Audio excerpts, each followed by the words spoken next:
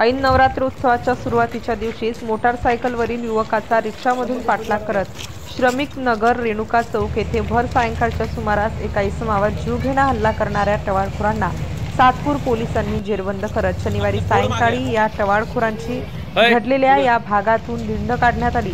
यावेळी परिसरातील नागरिकांनी मोठी गर्दी केली होती। भर चौकात लाठ्या काठ्या कोयते घेऊन मारहाण करणाऱ्या टवाळखोरांच्या मुसक्या आवळण्यात सातपूर पोलिसांना यश आल्याने तसेच ज्या परिसरात युवकाला गंभीर मारहाण करत जीवघेणा हल्ला केला होता त्याच परिसरातून या टवाळखोरांची दिंड काढल्याने परिसरातील नागरिकांमध्ये पोलिसांविषयी समाधानाचे वातावरण दिसून आले।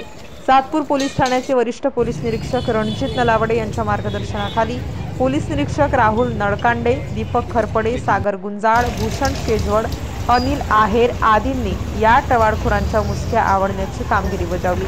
स्टार न्यूज साठी सिद्धार्थ लोखंडे, नाशिक।